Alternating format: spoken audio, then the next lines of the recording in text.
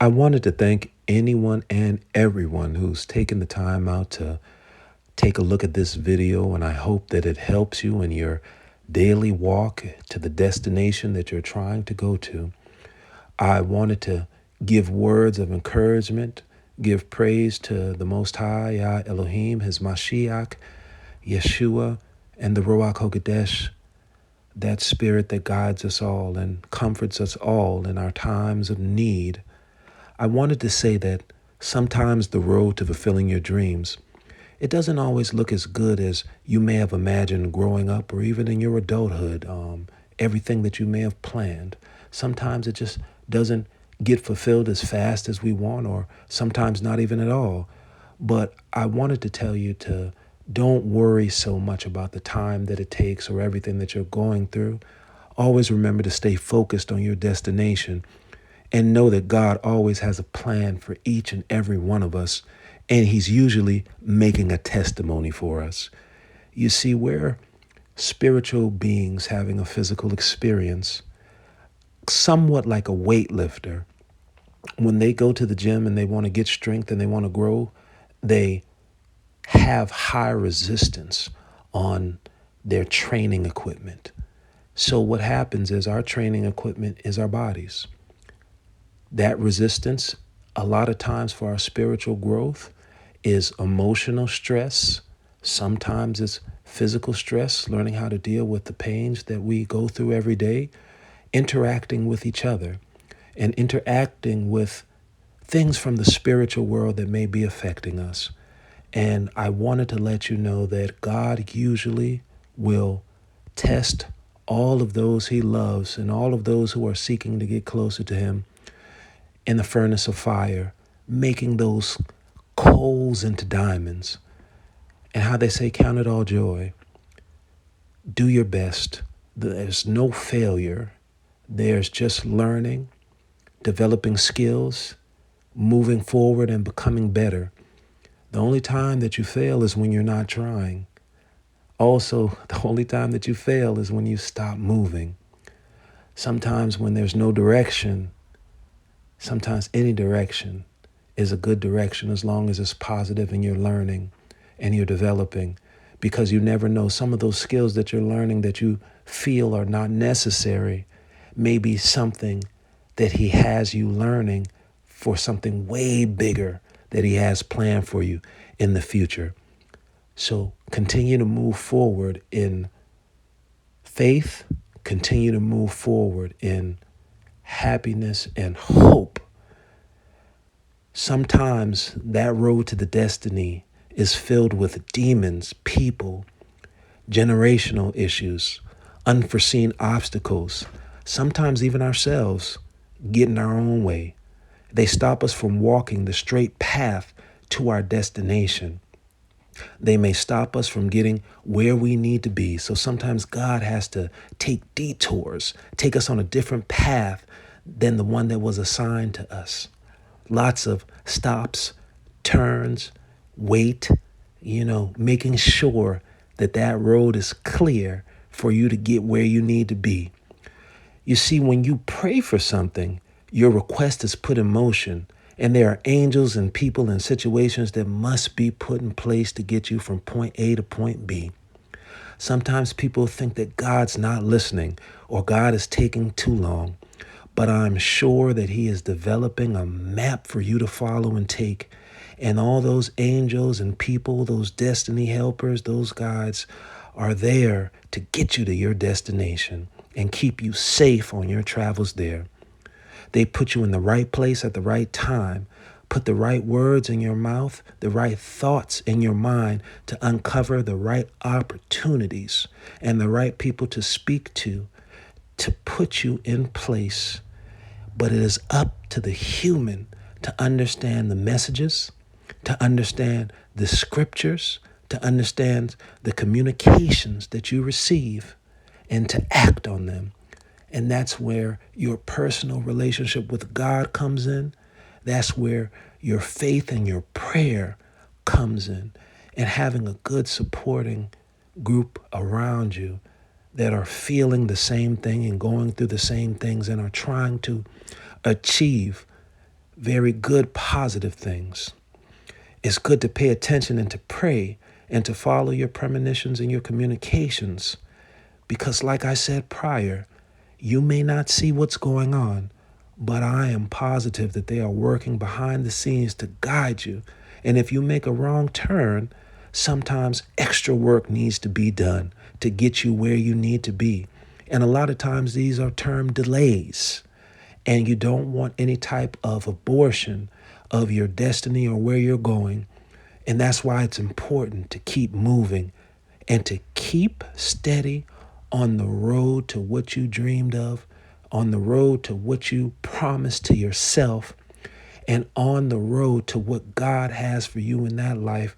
Trust me, He is making a testimony for you. The bigger your destiny, the bigger your obstacles. And a lot of times, sometimes it may seem insurmountable or hard to overcome, because the bigger your destiny, the bigger resistance to your goals. No one knows the time of the Father. No one knows His plans. A lot of time, pieces of these plans may be delivered to you through just having dreams, having thoughts, the things that constantly come to your mind over and over again. Some people call them instincts. And even you may get a person of God that comes by and tells you something about yourself that you never knew. And a lot of times these things are very minute, very small, very easy to graze over. And so I wanted to tell you to keep track of your five senses, and that sixth sense, which is the spiritual sense. Try to keep that in tune, in prayer, and building a great relationship with God will help you with that. Some things are kept secret, or they're even a mystery so that they can be fulfilled without impedance. Some people may not even know where they're going. Some people may just be trying to survive. But a lot of times, many things are revealed to you at the opportune time, or when God has it planned for you to fulfill certain things. And I wanted to really bring up the story of Joseph. This is a very good example of how someone has something to do in their life. They have a destiny in their life. There are people that are going to depend on him. But even starting out, he had specific dreams and visions, but he never told him how he was going to get there. Didn't tell him how he's going to happen. He was just telling him the end part. And a lot of times people forget this in the Bible. God is an amazing being, wisdom, understanding, planning, maneuvering. He'll tell you the end and the beginning. So you couldn't say that you knew it. And so it's a very beautiful thing. And I wanted to give a little bit of insight on his story. And maybe you could pick up on some things that you may have never noticed, some of those hidden understandings, and maybe compare it to your own journey, your own walk. And so I thank you very much for taking the time to come and listen. And I hope that you enjoy this dissection of this very popular, very beloved, very essential part of our Bible and our Father's writings. As we spoke about earlier, I wanted to delve into the story of Joseph. This is a well-known Bible book story, movies, books, cartoons. Many ministers and people throughout all walks of life sometimes mention this book in anecdotes and stories and understandings and comparisons to everyday life that we live today. But I wanted to kind of give you a little bit of understanding regarding God's plan and how the environment and people around, they may have an effect on how things go with you. And mainly, stay close to God. It's good to have friends. It's good to have people that support you. It's even good to have enemies because they may motivate you. But always remember, There was a time when Christ was sitting around the table with the disciples, and he was saying that one of them were going to betray him. And he told Peter, don't worry about who's going to betray me. Don't worry about any enemies, anything of that nature. Just keep your eyes on me. Keep your eyes on God. Keep your eyes on your Father, your Creator. Keep your eyes on that goal. Keep your eyes on that relationship with Him. A lot of times, some of these attacks come from people who are being manipulated by forces that are not on the plane of existence that you can see. And it's more so a distraction than anything else. And so we want to keep that main point in mind. Keep your eyes on God. And back to the story. The brothers didn't treat Joseph very well because he was Israel's favorite child from his favorite wife. And so there was a lot of jealousy. There was a lot of anger. And particularly this one night, he had a dream of him ruling over his brothers. And he was so elated, excited about this dream, he went to share this with his brothers. Now, I don't know if you know about this. Some people don't have siblings, but there's something called sibling rivalry. There's a lot of low energies, a lot of sour feelings, pent up frustration sometimes growing up in a household full of brothers and sisters. And so, whereas Joseph might have been going to speak to them in regards of them maybe feeling happy for him or maybe wanting to hear more or maybe having an interest, it's greeted with negativity. And so this is a lesson that we learn from the standpoint of sometimes when things are revealed to you, everything's not revealed to you. They may show you the end, but the little points in between are not divulged in order to keep you safe. Because as you know, going further in this story, they tried to interrupt that destiny he had. And so as we move forward, they became a little bit jealous, and that's the price of sharing your dreams with people who don't have your best interests in mind. It actually showed in life that they would do better than him, that he would have a position of authority over them. And that's not something that they were interested in because he was already being shown favoritism by the Father. And now when you go to Yisreal, you have to understand the father, the mother, sometimes they can throw a dim light on your shining bright dream, things that you want to do, negativity. When Joseph told his father about the dream, his father rebuked him. Nonsense. But he did note it, even though it was not met with enthusiasm. And so what we have to take there is knowing your heart, knowing your mind, knowing your relationship with God, where you want to go and what you want to do.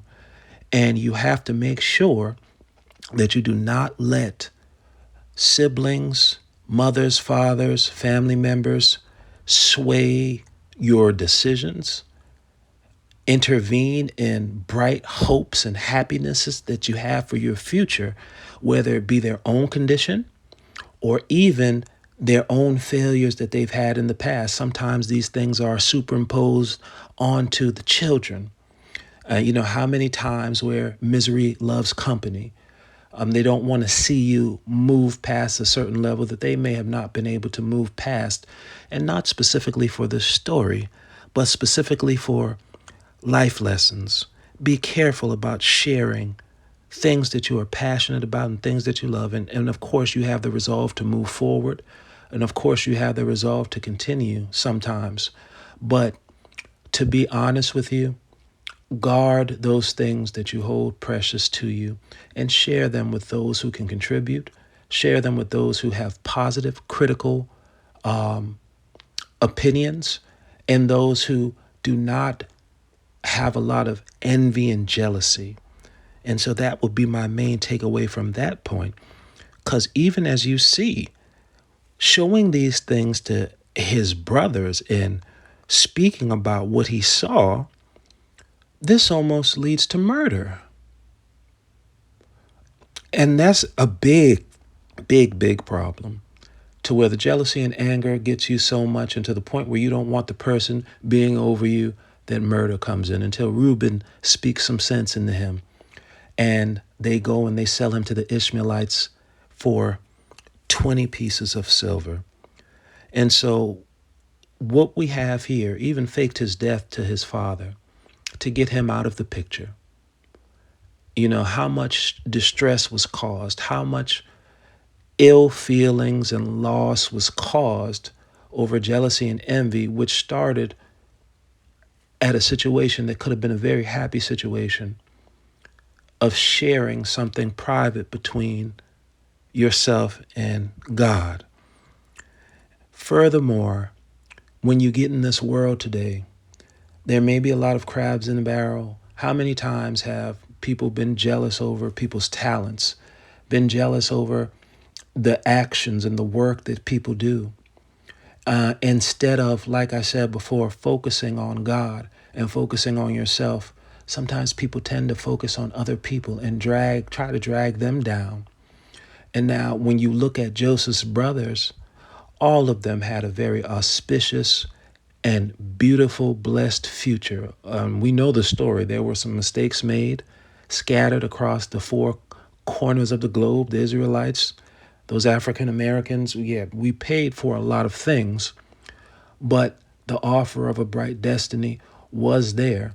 So people may see that you're going somewhere and try to impede your progress when they don't even know how much blessings that they have themselves, to focus on themselves, to work on themselves. You understand? And so there are so many lessons inside these small stories of how to conduct yourself in the world that we live in today. You know, try your best to help each other, not constantly pull each other down, constantly feel negative. If you see someone doing something well, wish them well, help them if you can, and also work on your own projects that will bring you all of the desires that you want, and talk to God about it. Let those angels work for you. You know, make up in your mind who you want to be, what you want to do, and where you want to go in your life. And you focus on it. Surround yourself with people who have these same type of drives and ambitions to make something out of themselves. And even those people who are trying to be positive in their community and positive to others, you know, you want to make sure that you support those type of things and leave the negativity behind.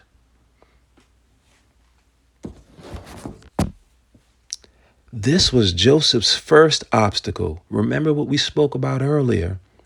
That map going to where you need to be, those messages, that compass didn't reveal everything, because if we reveal everything, might not happen that way. Can't tell you everything. I'm pretty sure if his brothers knew that selling him into slavery would put him right in the city, the area that he needed to be to fulfill his destiny, they might not have done it. They might have chose option one.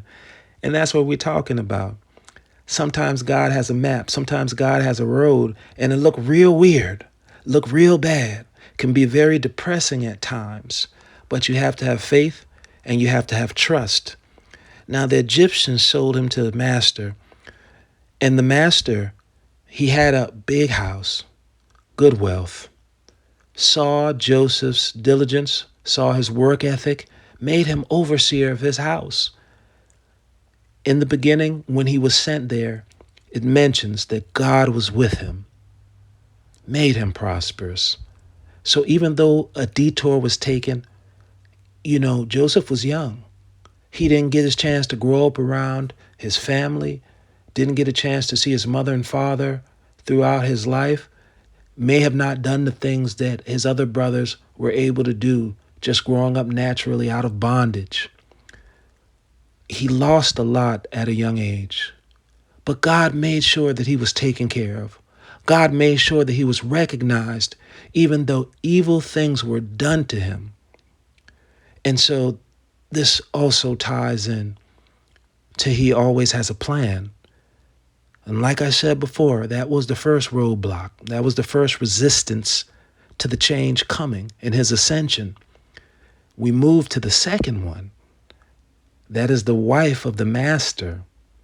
During this time, the master's wife became very fond of him and approached him for intercourse. But Joseph, being a man of God, Joseph knowing the book of the law, and also probably being appreciative of his master's generous and kind heart, refused. That's another obstacle. Temptation. What if Joseph gave into that temptation? He would have been caught on grounds of adultery, and he could have been killed right there. And his destiny would have been aborted. This is why it's very good to try to follow those laws, follow those commandments that God leaves for you. Bible, the basic instructions before leaving earth. He didn't ask you to do anything else but what's in that book as far as spiritual wise, morally wise. Do the best that you can. We all fall, we all fail.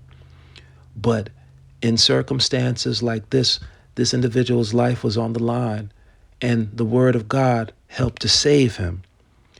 Now the wife didn't like that, and she went and she told a lie to the master, which is like someone being at work and you're an employee and someone goes and tells a lie to your boss, gets you fired.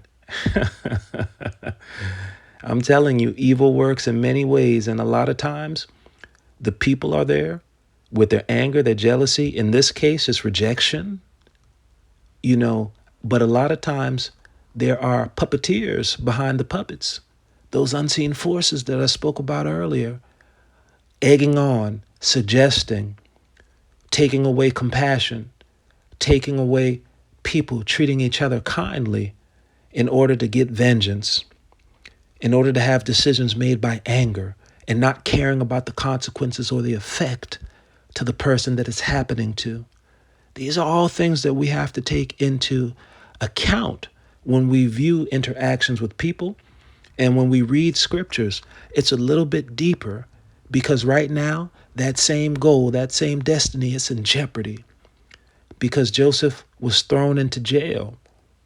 So what are we going to do in jail? How many people who have been falsely accused, murdered, or thrown in jail who had something very great to do, whether it be based on a lie, whether it be based on a misunderstanding, whether it be based on some type of animosity that someone had for you. People are not thinking about others and their families and their futures and not thinking about God, what God had planned for that person's life and that person's destiny. These are all things that we have to take into account. This is the third obstacle to that dream that we saw. And it's not an obstacle to God. It's an obstacle to us. Because a lot of times we want to walk the straight and narrow to where we're going. But if you walk the straight and narrow, you wouldn't have a testimony. You wouldn't have this book to read. A lot of people, these Hebrews scattered across the world, the African Americans, all these people, at a point in time, we look bad. At a point in time, we are not represented very well.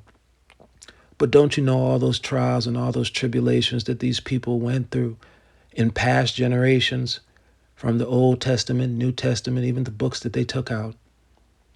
All those lives and all those accountings of those people and their triumphs and their failures are put on display so the whole world would know how to live right.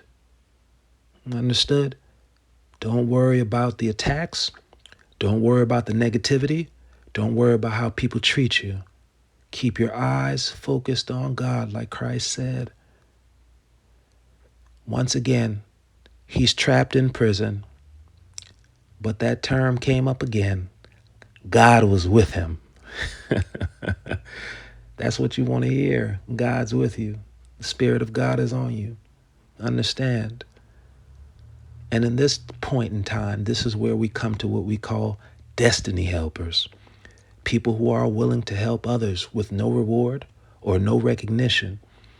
And it even shows how the devil and these demonic forces can interfere with that, and even just the nature of man, because everything's not blamed on the spiritual realm. Sometimes people are just people living and growing, and they haven't reached an emotional maturity to know not to treat others in specific ways.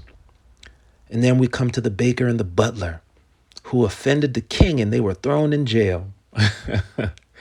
I'm telling you, sometimes people are put into your vicinity for specific reasons, no matter how bad it looks.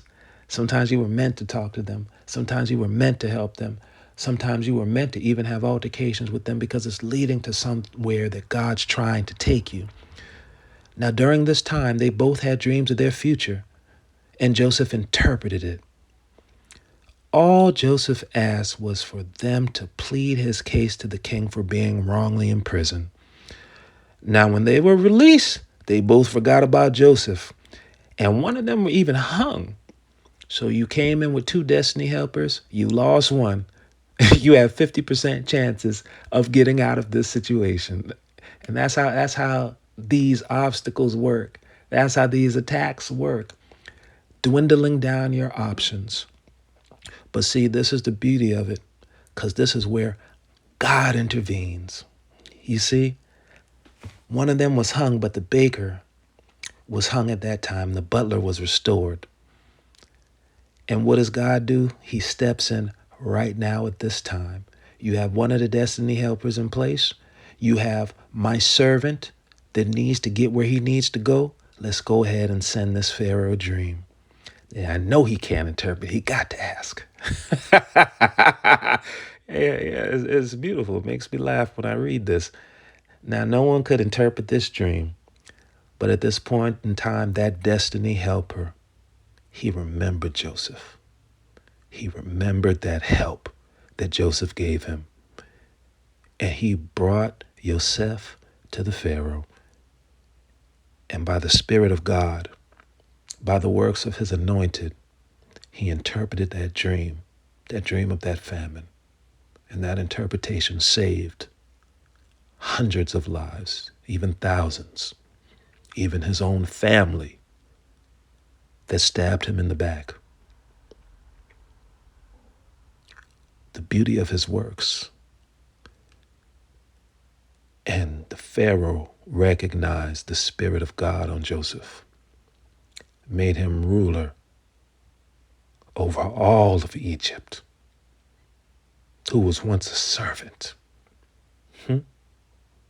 Understand it. It's not just a children's story. These type of walks are going on every day. Do your best not to judge the people that you see, no matter how low they look, no matter how little they have, because God is usually working a miracle, working a testimony for those who seek his face.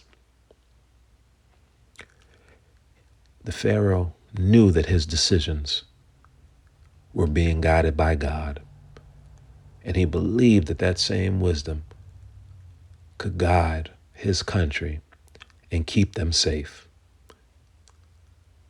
And as we spoke, when I first started this little dissection of the book of Joseph, his story is many people's stories.